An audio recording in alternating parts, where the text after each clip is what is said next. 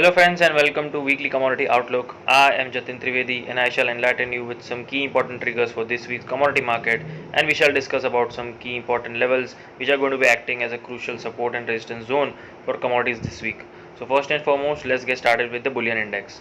In the major news in Boolean Index is that MCX has launched Boolean Comdex, which is a tradable contract now comprising of gold and silver both, which is of 70% of weightage of gold and 30% of weightage of silver. So at the same time we will be getting a stabilized trend in Boolean Index rate wise, and also we'll have some volatility because of the silver prices which are very volatile. So a mixture of both is going to be a very handy, and it is a trading contract which is cash settled, so traders can take a strong benefit out of it. So we'll start with the levels for Comdex itself. First and foremost, the commodity index, bullion index, is looking a little bit bearish for this week due to the prices of gold and silver looking weak. So as of now, the levels which are important for Comdex is around 16,300 to 16,500, which is looking as a very strong resistance point for this week. And on the lower side, 15,850 to 15,550 is looking as a support zone. So I would advise to be on the shorter side around the levels of around 16,300 to 16,200, with the stop loss above 16,500, and the targets on the lower side for 15,550 to 15,750. Now, speaking about the actual gold and silver levels, gold and silver both are looking a little bit weak for this week. As we have seen, the last week prices have traded on a very muted note with a very volatile range.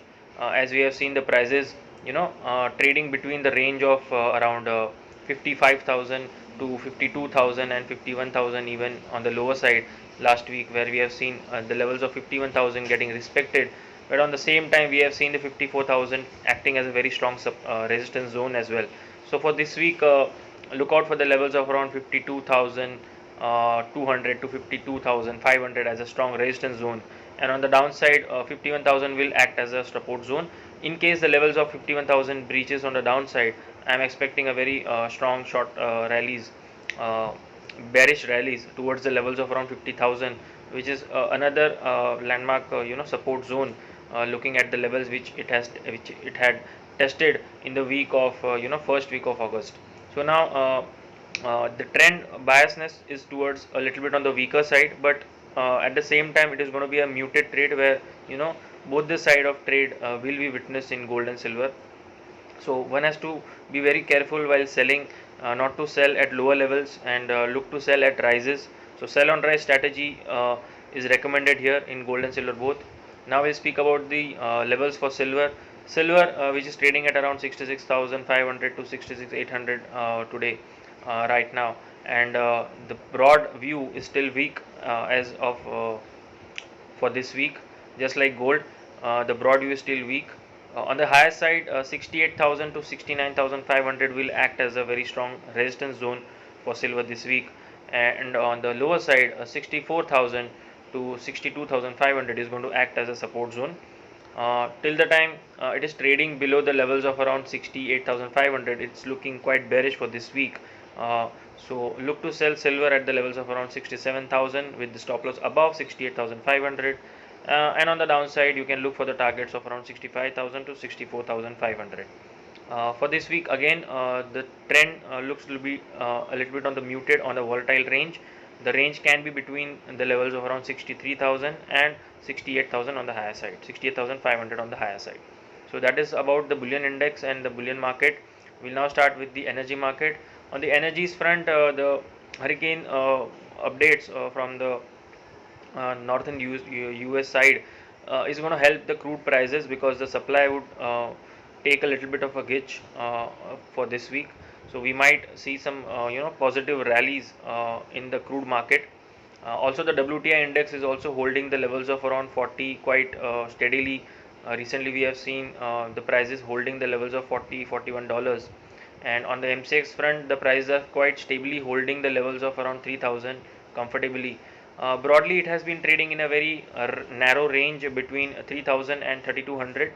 But as the time passes on, we are looking at crude prices to scale higher, as we have seen the lockdowns getting open up, unlock phases are starting all over the globe. We are looking at demand also picking up from China, from Asian countries, from European countries.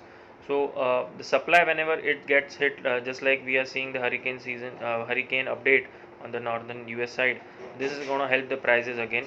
So the inventory numbers are also not that much of an encouraging side, so they are quite subdued, and it is going to help the prices. So as far as the levels are concerned, till the time 3,020, 3,100 odd levels are holding, it is a buy on dip market for crude, with the higher side target of around 3250 to 3300. If and all we have a weekly closing above 3250, we will have some strong short covering rallies on the upside towards the levels of around 3500 to 3550.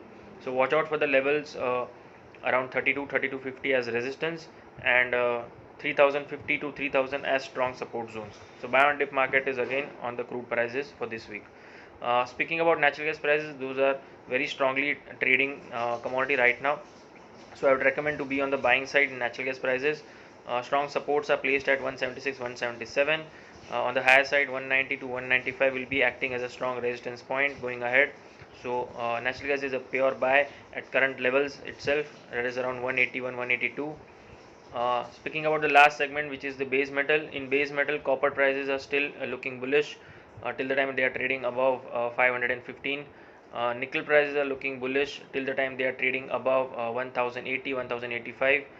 Watch out for the levels of 1020. If not, prices start trading above 1120, then we can see a strong upside towards the levels of around 1150 to 1160. So 1150 is 1120 is a very crucial barrier for nickel prices. For this week especially, lead prices are looking a little bit bullish till the time they are trading above 154. So I would recommend to buy lead on any dip for the targets of around 160 to 161. So that is about it from me, guys. Hope the levels are quite useful for you. I would request each and every one of you to stay home, stay safe, and keep trading with strict stop losses, because it is going to be a very bumpy and a very volatile sessions this week.